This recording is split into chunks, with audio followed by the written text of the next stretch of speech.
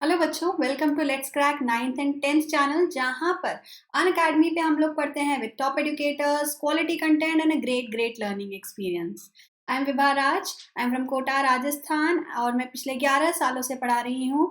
मैंने बहुत सारे बच्चों को मेंटोर किया है for NTSC, ISO boards and many national and international Olympiads. And this is the link जिसको आप फॉलो कर सकते हैं या आप मेरे बारे में और जान सकते हैं एंड मेरे सारे अपकमिंग वीडियोस को देख सकते हैं। हम लोग हैं लेट्स रिवाइज वाली सीरीज के अंदर एंड आज से हम लोग शुरू कर रहे हैं ज्योग्राफी। ज्योग्राफी में हम लोग पहला चैप्टर पिकअप कर रहे हैं which is resources and development. We will be finishing this chapter in 2 parts. Today we will start with the first part, but before we indulge ourselves into the chapter, let's get to know something about Unacademy. We are on India's largest learning platform. Unacademy आपको सबसे बेहतरीन online education facilities provide करवाता है और बहुत सारे benefits आपको मिलते हैं अनअकैडमी के साथ जुड़ने से।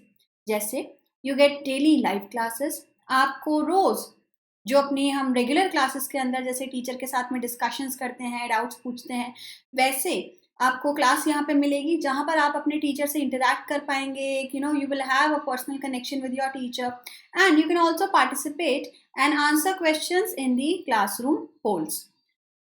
आपने जितनी अच्छी पढ़ाई की है उतना ही ज़रूरी होता है अपनी प्रेपरेशन को इवैल्यूएट करना। तो आपको लाइव टेस्ट एंड क्विजेज मिलते हैं जिसमें आपको एक डिटेल्ड एनालिसिस मिलता है आपकी परफॉर्मेंस का कि आपकी प्रेपरेशन अभी और कितनी बाकी है या आप कितना बेहतरीन परफॉर्म कर रहे हैं। You get a structured course. Structured course से मतलब है बच्चों कि आपको once you are a part of the plus team, once you have taken the subscription, then you don't have to go anywhere for any kind of requirement. You will know the schedule of your classes, you will know the schedule of your doubt classes, and you will also know आपके test कब होंगे। तो सब चीज़ आपको एक structured way में provide की जाएगी which is something which you don't find anywhere else. आपको हर चीज़ यहाँ पर एक डिफाइंड फॉर्मेट में मिलती है। यू गेट अनलिमिटेड एक्सेस, आप जितना चाहें उतनी बार वीडियोस को देख सकते हैं, पुराने वीडियोस देख सकते हैं, नए वीडियोस को देख सकते हैं एंड पीडीएफ्स भी डाउनलोड कर सकते हैं। That is you have an unlimited access to the subscription and addition to all those benefit is free live classes. Free live classes आपको मिलती है just by downloading the Unacademy learning app. Once you do that तो आपको वहाँ पर अपनी class choose करनी है और आपकी क्लास सेलेक्ट करते से ही आपको वहाँ पर ऑप्शन दिखेगा स्पेशल क्लासेस का। स्पेशल क्लासेस जो है they are free live classes जिसमें ऑलमोस्ट सारे एजुकेटर्स आपको देखने को मिलेंगे जो बहुत फन तरीके से, इनोवेटिव तरीके से यहाँ पे क्लासेस लेते हैं, पढ़ाते हैं and they are free of cost. आपको सबसे बेहतरीन एजुकेटर्स के साथ में पढ़ने का मौका मिलता है और आप एक पूरे सिलेबस को कवर करने के कॉम्प्रिहेंसिव पॉकेट में हैं which is maths, social science, Hindi, science, English, nothing is left behind. आप पूरी तरीके से सारे सिलेबस को कवर कर रहे हैं। कैसे आप हमसे जुड़ सकते हैं? All you have to do is download the Unacademy learning app in your phone. आपने जैसे ही इसको डाउनलोड किया वैसे ही यहाँ पर आपको अपना ऑप्शन चुनना है सीबीएसई कैटेगरी में क्लास 10 का। आप क्लास 10 है तो 10 चुन सकते हैं, 9th के हैं तो 9th चुन सकते हैं। आपने जैसे ही अपनी क्लास चूज की, आप क्योंकि क्लास 10th में है तो ये सब्सक्रिप्शन ऑप्शंस आपको मिलेंगे। आप 1 ईयर, 2 ईयर, 3 ईयर सब्सक्रिप्शन में से कोई सा भी सब्सक्रिप्शन ले सकते हैं and if you use the code VRCBSE which is the referral code, आपको मिलता है इंस्टेंटली 10% का डिस्काउंट। तो आप जब 3 ईयर का कोर्स ले रहे हैं आपको ये सिर्फ 28,800 का पड़ रहा है which is only ₹800 per month. तो आप क्लास 10, 11, 12 तीन क्लासेस कवर कर रहे हैं in this 3 year course and at a mere price of 28,800। You're paying 22,500 for 2 years and only 13,500 for 1 year. So hurry up, take this subscription and be a part of the amazing Unacademy team. So chalo bachcho, let's start resources and development ka revision in part 1. So we are here with one basic term which is resources. Hindi में इसको संसाधन कहते हैं। Resource क्या होता है? everything available in our environment which can be used to satisfy our needs, provided it is technologically accessible, economically feasible, and culturally acceptable can be termed as a resource. हम लोगों ने जूनियर क्लासेस में इसका जो definition पढ़ा था वो plane and simple ये कहता था anything which is useful for human being, anything which is useful for human being is known as a resource. But क्योंकि अब आप बड़ी क्लास में हैं और आपको इन डेप्थ कंटेंट पढ़ाएंगे हम, तो कुछ नए टर्म्स इसके अंदर ऐड किए जाते हैं. जैसे सबसे पहला हमने देखा टेक्नोलॉजिकली एक्सेसिबल. टेक्नोलॉजिकली एक्सेसिबल से मतलब है कि आपके पास में टेक्नोलॉजिकल नो हाउ होना चाहिए, आपके पास में तकनीक की जानकारी होनी चाहिए किसी भी रिसोर्स को इस्तेमाल करने के लिए.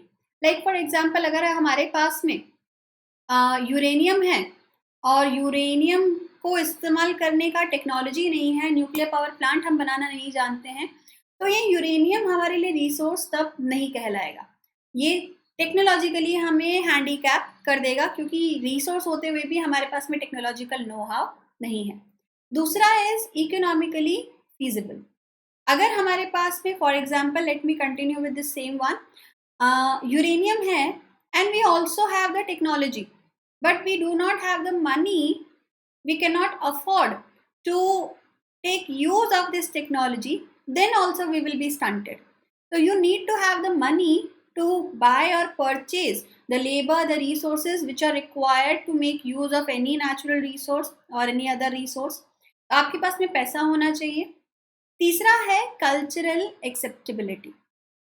कई बार ऐसा होता है कि हमारे पास में तकनीक है, हमारे पास में पैसा भी है, बट क्योंकि हमारा समाज, हमारा सोसाइटी, कल्चर इन जनरल किसी चीज़ को अगर एक्सेप्ट नहीं करता है तो हम उसको एज अ रिसोर्स नहीं मानते. से फॉर एग्जांपल अगर आप चाइना में जाएं तो चाइना के अंदर स्नेक्स, स्कॉर्पियंस, कॉकरोचेस, सब चीज़ें खाई जाती हैं एज अ स्नैक और as a food item. But for example India में आप इन चीज़ों को कंज्यूम नहीं करते हैं, तो हो सकता है आपके पास में तकनीक है इनको कन्वर्ट करने के ना ईटिंग आइटम, आपके पास में पैसा भी है, लेकिन आपका कल्चर इस चीज़ को अलाउ नहीं करता है कि आप इसको कंज्यूम करें. हेंस क्या होगा, वो हमारे लिए एक रिसोर्स नहीं होगा. तो आप तीनों क्राइटेरिया जब फुलफिल करेंगे तभी किसी चीज़ को रिसोर्स आइडेंटिफाई करते हैं which is useful and not just useful, technologically accessible, economically feasible and culturally acceptable. तो हम एज ह्यूमन बीइंग्स इन सारे रिसोर्सेज का इस्तेमाल, इन सारे फैक्टर्स का इस्तेमाल करके अपने रिसोर्सेज को अक्वायर करते हैं. रिसोर्सेज को बेसिकली दो पार्ट्स में डिवाइड कर रहे हैं हम, natural resources and human resources. Natural resources जिसमें renewable, non renewable and further more categories आपको देखने मिलेंगे which we will be explaining next. And human resource में आपको देखने मिलता है structures and institutions. Like for example हम टेम्पल्स बनाते हैं, हम सोसाइटीज़ बनाते हैं, हम रोड्स बनाते हैं, तो we are not just creating structures, we are also creating institutions, चाहे वो पॉलिटिकल इंस्टीट्यूशंस हो, चाहे वो रिलीजियस इंस्टीट्यूशंस हो. दूसरा क्वांटिटी एंड क्वालिटी. आपकी जो जनसंख्या है, the quantity of human beings that you have and the quality of human beings that you have, they also decide if the population of a country is a resource or not. For example अगर आपके देश में बहुत सारी जनसंख्या है लेकिन ये जनसंख्या इलिटरेट है, ये जनसंख्या अनएम्प्लॉयड है, तो फिर ये इतनी सारी जनसंख्या आपके किसी काम की नहीं है. बट सेम कंडीशन में अगर बहुत सारी जनसंख्या है और आपके ये जनसंख्या एजुकेटेड है और ये जनसंख्या इनकम्स प्रोड्यूस कर रही है, तो ये ही जनसंख्या एक एसेट बन जाएगी देश के लिए. ठीक है, चलिए इस चैप्टर को थोड़ा और डिटेल के अंदर देखते हैं. मेनली जो रिसोर्सेज हैं they are classified on the following basis. सबसे पहला on the basis of origin, biotic and abiotic, on the basis of exhaustibility, renewable and non renewable, on the basis of ownership, individual, community, national and international, on the basis of status of development, developed, potential, reserved and stock. तो ये 4 categories है हमारे पास में, इनको हम detail के अंदर देखते हैं। सबसे पहला है on the basis of origin, biotic and abiotic. Biotic word अपने आप में ही लाइफ से संबंधित है, तो जितनी भी जीवित चीज़ें हैं, चाहे वो इंसेक्ट्स हैं, प्लांट्स हैं, ह्यूमन बीइंग्स हैं, एनिमल्स हैं, हर चीज़ जो है वो क्या हो जाएगी, biotic resource. So anything which are obtained from the biosphere and has life is known as a biotic resource. For example, human beings, flora, fauna, fisheries and livestock, etc. On the other hand, the term abiotic is without life, something which is useful but is not living in its format. So like we have the water, mountains, temperature, wind around us जो ज़रूरी है ज़िंदगी के लिए, लेकिन उनमें खुद में कोई लाइफ नहीं अवेलेबल है. Hence all those things which are composed of non-living things are called abiotic resources, like rocks and metals and water, wind, temperature. All these factors are abiotic resources. On the basis of exhaustibility, renewable and non-renewable. Now exhaustibility जो term यहाँ पे लिया गया है बच्चों, this is in the geographical period, right? ये ध्यान रखिएगा. Eventually दुनिया की हर चीज़ एग्जॉस्ट होती है, लेकिन ये कितना जल्दी वापस लौट कर आती है इस पर डिपेंड करता है कि वो प्रोडक्ट रिन्यूएबल है या नहीं है. अगर वो प्रोडक्ट जो भी हम जिस भी एलिमेंट की बात कर रहे हैं, जिस भी फैक्टर की बात कर रहे हैं, एक शॉर्ट पीरियड ऑफ टाइम में खुद को रिवाइव कर लेता है और वापस से धरती पर आ जाता है, तब इसको कहा जाएगा अ रिन्यूएबल resource या replenishable resource. So if it can be renewed through physical, chemical or mechanical processes, it will be known as a renewable resource. On the other hand, those things which cannot be renewed or will take a very long geographical time to be renewed, they will be known as a non-renewable resource. जैसे हम renewable का example लेते हैं सबसे पहले, solar and wind energy, water जो है, ये फॉरेस्ट है, ये सारी चीज़ें. से फॉर एग्जांपल अगर हम धरती पे पानी का इवेपोरेशन देखते हैं, तो ये इवेपोरेशन के बाद कंडेंस होता है, क्लाउड फॉर्मेशन करता है, and through the whole hydrological cycle it comes back. Forest हम अगर बाय चांस किसी जगह पे कट भी कर रहे हैं, तो हम अपनी लाइफ टाइम में उस फॉरेस्ट को रीग्रो कर सकते हैं, तो वो भी रिवाइव हो जाएगा. ठीक है, तो सोलर विंड एनर्जी ये कांस्टेंट है, ये कभी ख़त्म नहीं होती है. भविष्य में सूरज हो सकता है ख़त्म हो जाए, लेकिन that is going to be way way far in the future. तो दीज आर रिप्लेनिशेबल और रिन्यूएबल रिसोर्सेज. नॉन रिन्यूएबल जैसे हो गए फॉसिल फ्यूल. फॉसिल फ्यूल ख़त्म हो जाएंगे तो नए फॉसिल फ्यूल बनने में काफ़ी समय लगेगा, and as a human being we will not be able to use those fossil fuels because we will not be alive at that time. So these resources take millions of years to be renewed, hence they will be identified as a non-renewable resource. Minerals हो गए, fossil fuels हो गए, ये इसका एक example है. On the basis of ownership, individual, community, national and international. इसमें से 2 रिसोर्सेज आसान हैं जो आपने पहले भी पढ़े हुए हैं. इंडिविजुअल रिसोर्स, इंडिविजुअल जैसा ये शब्द अपने आप में कह रहा है, owned by a person. These are owned by private individuals. In villages people own lands, whereas in urban areas people own plots, houses and other properties. अगर हम करंट एग्जाम्पल लें तो आपका स्कूल बैग, आपके शूज़, आपकी bicycle, आपकी watch, everything which is owned by you, आपका घर, आपके घर में जो व्हीकल है, हर चीज़ जो आप ओन कर रहे हैं इज़ अ इंडिविजुअल रिसोर्स. इसमें पर्सनल प्लांटेशंस आ जाते हैं, पास्चर लैंड्स आ जाते हैं, पॉन्ड्स होते हैं और कुएँ होते हैं, वाटर वेल्स होते हैं. On the other hand, the other type category is community own resources. Community मतलब जहाँ पर जो रिसोर्स है वो एक इंडिविजुअल ना ओन करके एक समाज जो है, एक ग्रुप ऑफ पीपल जो है वो ओन कर रहा है. Like for example grazing grounds. Open grazing grounds होते हैं जहाँ पर गांव के सारे लोग जो है अपने जानवरों को चराने के लिए लेकर जाते हैं। बैरियल ग्राउंड्स, शमशान होता है, कब्रिस्तान होते हैं जहाँ पर कोई इंडिविजुअल ओनरशिप नहीं होती है। आप अगर समाज को बिलोंग करते हैं तो everybody is allowed to do the cremation और bury the dead. Public parks, picnic spots, playgrounds, ये सारी चीज़ें वो जगह हैं जहाँ पर हर किसी का इन जनरल एक्सेस अलाउड होता है और कोई प्राइवेट ओनरशिप नहीं होती है। The third category in this in resources division on the basis of ownership is called national resource.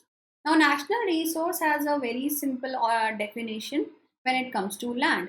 Everything within the domestic boundaries of a country is a national resource.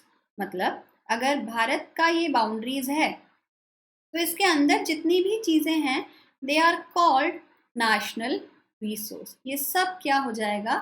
National resource.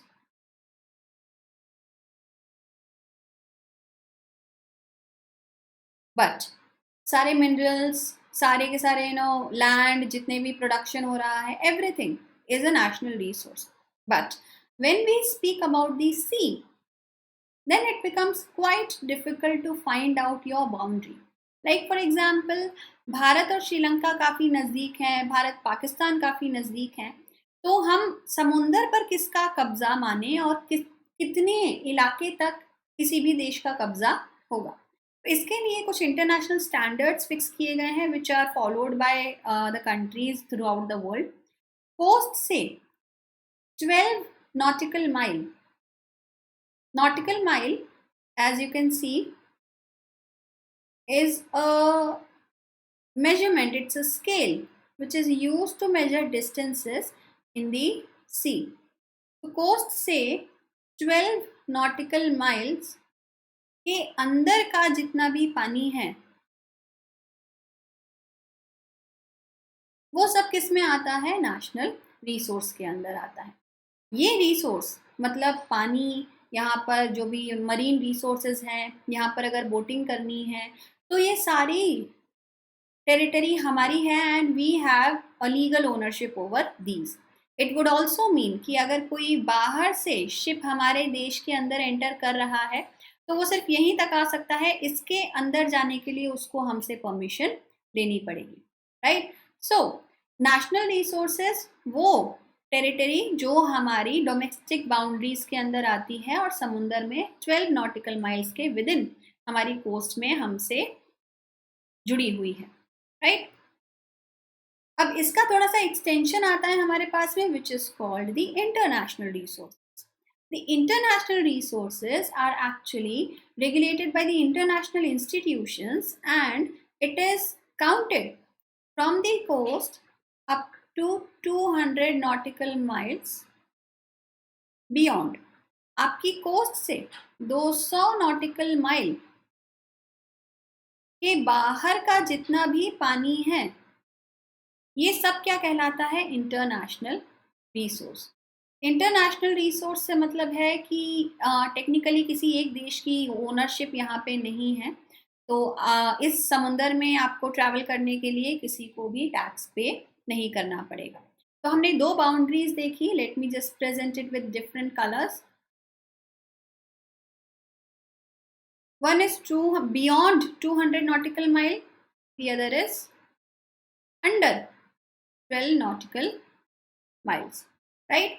अब एक question हमारे दिमाग में आएगा कि 12 और 200 nautical miles मतलब 12 nautical miles की बाउंड्री तो यहाँ तक आ गई थी हमारी।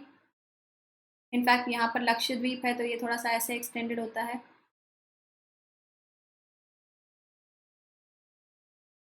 टू 200 nautical miles की बाउंड्री यहाँ पे आ गई हमारी। So what will be this? 12 और 200 nautical miles के बीच का जो इलाका है ये कहलाता है बच्चों exclusive economic zone. As you can see here, exclusive economic zone से मतलब है कि ये वो इलाका है which can be used for economic purposes by the host nation. जो भी देश है वो अपने इकोनॉमिक पर्पसेस के लिए इसका इस्तेमाल कर सकता है।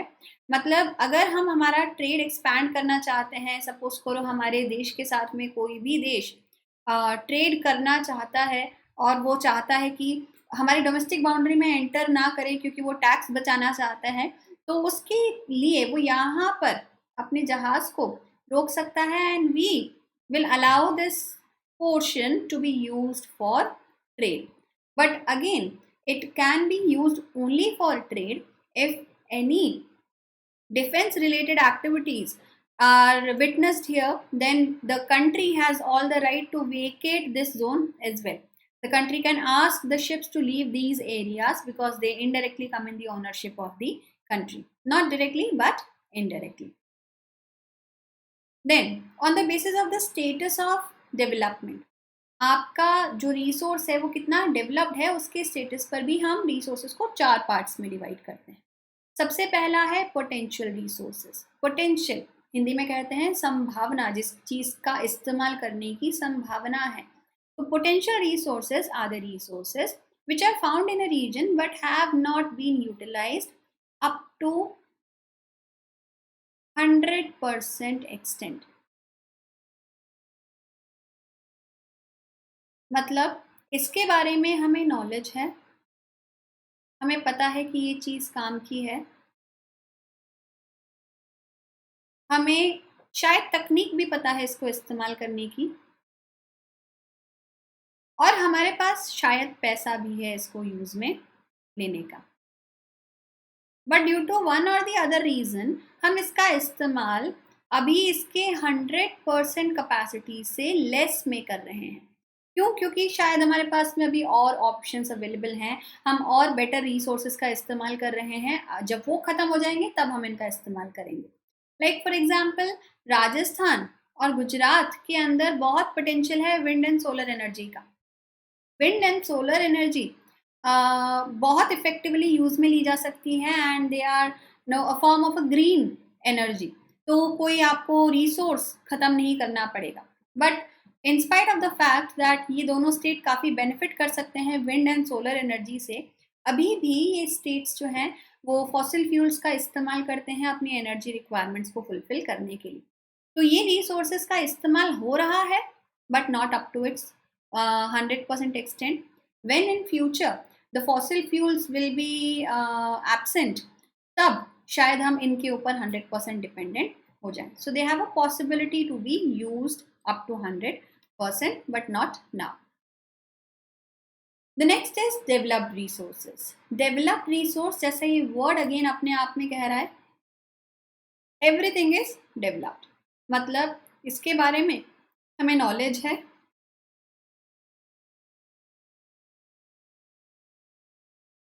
इसके बारे में हमें तकनीक पता है, हमें ना सिर्फ ज्ञान है बट हमें टेक्नोलॉजी भी पता है, हमारे पास में फाइनेंस भी है इसको इस्तेमाल में करने, यूज़ में लेने का, एंड हम करंटली इसको यूज़ में ले रहे हैं।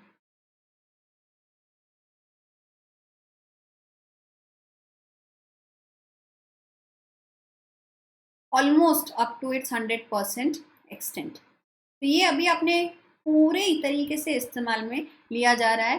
सो resources which are surveyed and the quality and quantity have been determined, मतलब हमें नॉलेज है पूरी।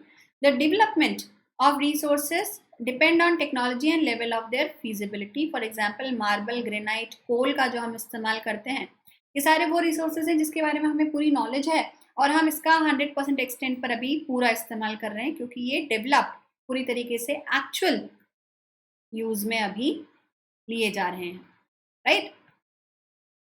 The next category is stock resources. Stock का मतलब है दो चीज़ें आना, that we have a knowledge, हमें ये पता है कि ये चीज़ इस्तेमाल में ली जा सकती है, बट अनफॉर्चुनेटली हमारे पास में इस रिसोर्स को इस्तेमाल करने की तकनीक मौजूद नहीं है।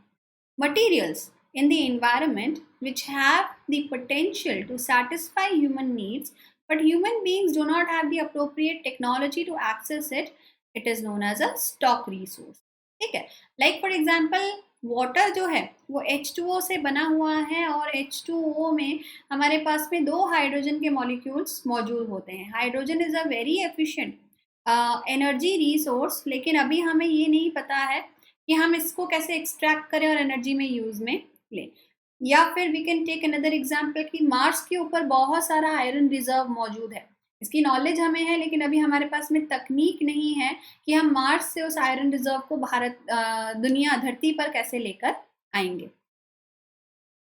The last category is a reserve resource. A reserve resource is sort of a subset of the stock, जिसके बारे में हमें नॉलेज भी है प्लस हमें टेक्नोलॉजी भी पता है, बट हमने इसको क्या किया हुआ है, इंटेंशनली इसको फ्यूचर के लिए सेव करके रखा है।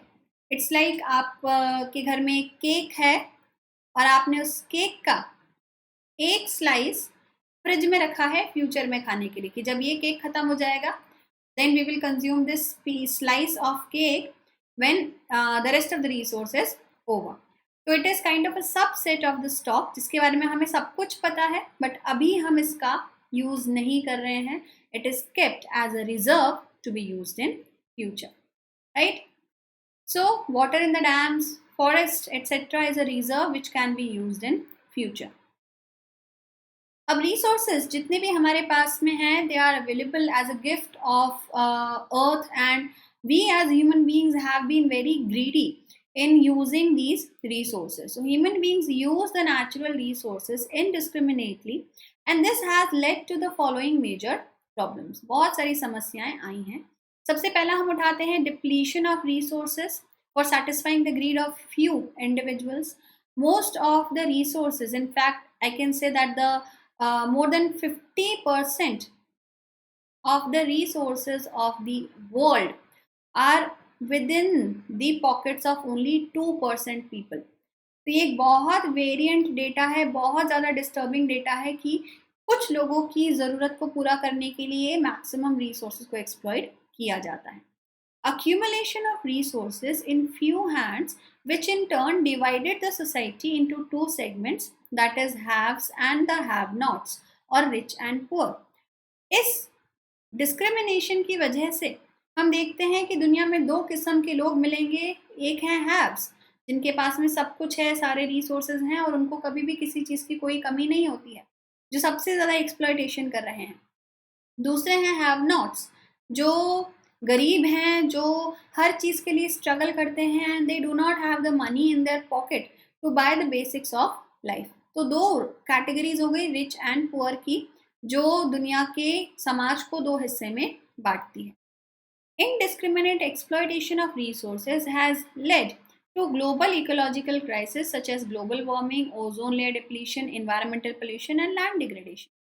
क्योंकि इंसान ने अपने लालच का इस्तेमाल करके बिल्कुल इनडिस्क्रिमिनेट एक्सप्लॉयटेशन किया है, बिना सोचे समझे एक्सप्लॉयटेशन किया है अर्थ का, तो बहुत सारी समस्याएं अब पूरी धरती पर सभी को फेस करनी पड़ रही हैं। फॉर एग्जांपल ग्लोबल वार्मिंग हो गया, ओजोन लेयर डिप्लीशन जो है एक काफ़ी तेज़ी से होने वाला प्रोसेस है जिससे जोन्स अफेक्ट हो रहे हैं।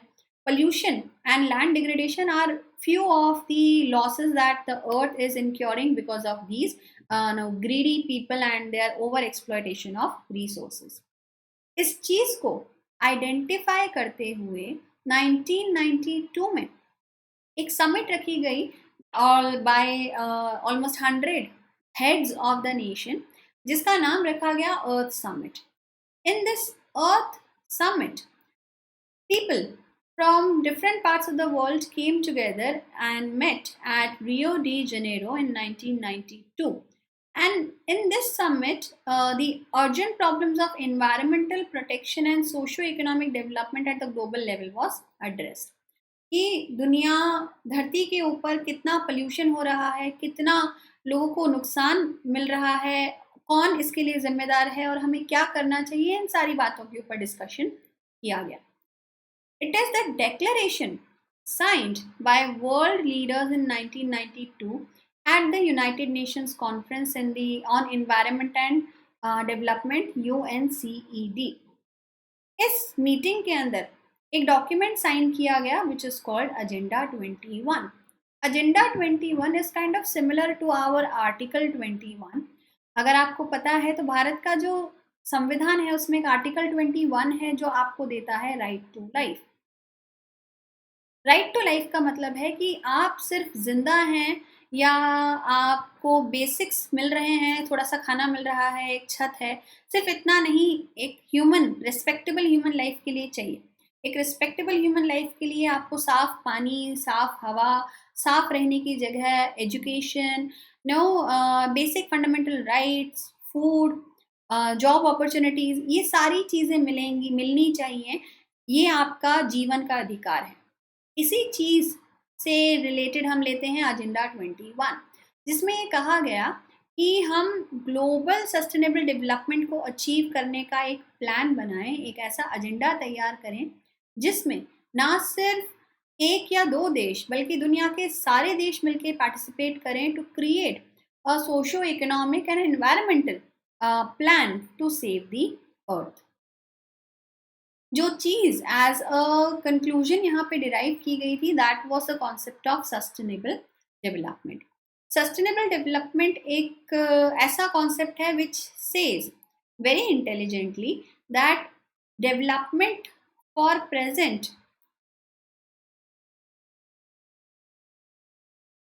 present should not harm the future.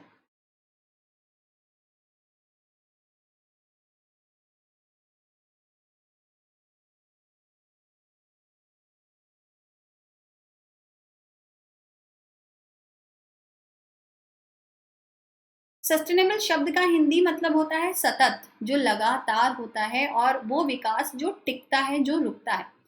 आप सिर्फ आज की तरक्की करने के लिए ऐसा डेवलपमेंट ना करें जो भविष्य को खराब कर दे.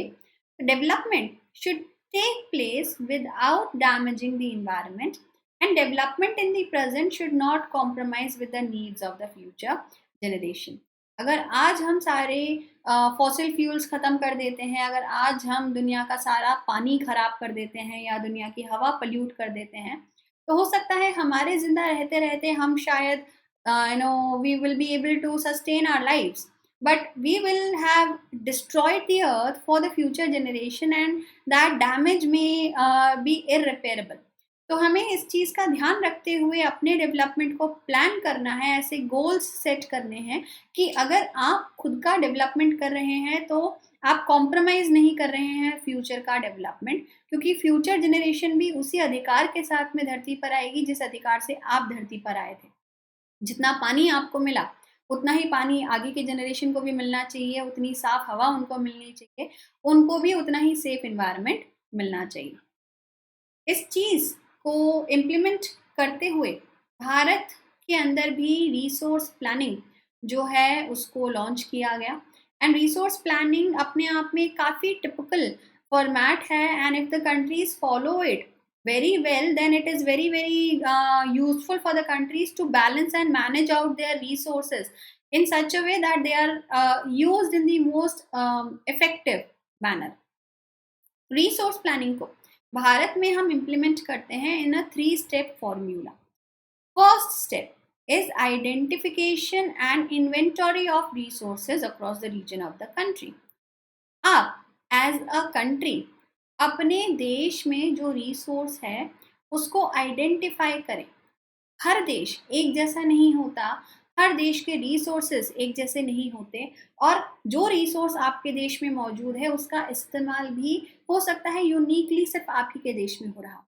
So it's very essential for the governments to identify those resources and make a list of those resources by surveying, mapping, and creating all the data which is required for the measurement of the resource.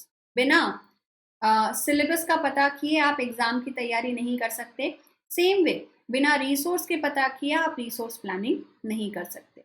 तो हमें सबसे पहली चीज जिसकी जरूरत है that is identification of the resource.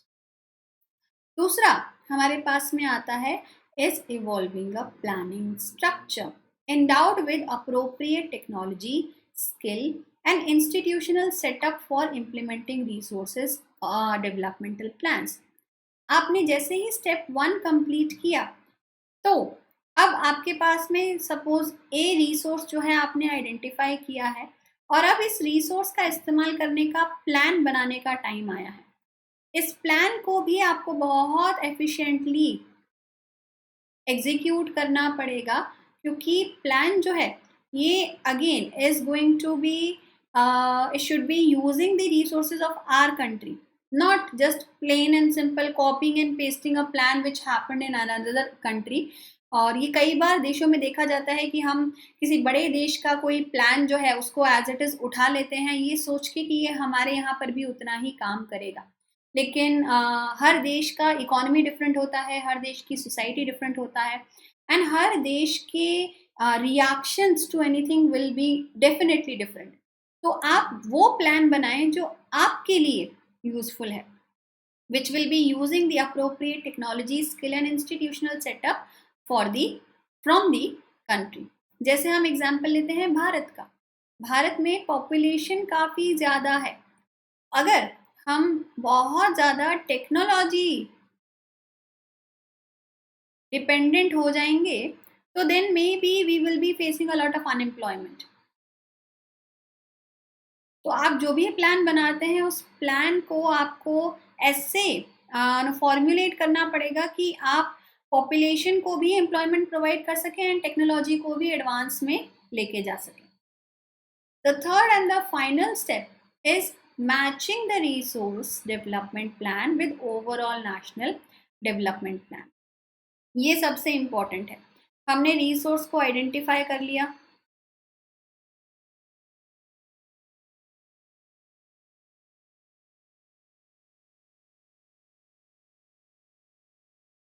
अब हमने रिसोर्स से मैच करने के लिए प्लान बना लिया। आइडेंटिफाई और प्लान करने के बाद में अब ये दोनों चीज़ें हमें किस रिजल्ट को देनी चाहिए, दोनों मिलके क्या दें हमें, नेशनल डेवलपमेंट। अगर ये दोनों चीज़ें मिलके नेशनल डेवलपमेंट नहीं कर रही हैं और सिर्फ कुछ नेताओं का डेवलपमेंट कर रही है जिन्होंने प्लान बना के एग्जीक्यूट कर लिया और उसके पैसे सारे के सारे खा गए, तो ये फिर हमारे किसी काम का, इतना मेहनत जो थी वो हमारी किसी काम की नहीं रहेगी। तो हमें क्या करना है, हमें रिसोर्स ना सिर्फ आइडेंटिफाई करना है, ना सिर्फ हमें एक बेहतरीन प्लान बनाना है, बट इन दोनों का कॉम्बिनेशन नेशनल डेवलपमेंट में हेल्प करे, इस चीज़ को भी इंश्योर करना है। तो अगली क्लास में बच्चों हम लोग इस कहानी को आगे लेके जाएंगे, and there are two resources which are described in detail in the chapter. One is the land resource, the other is the soil resource.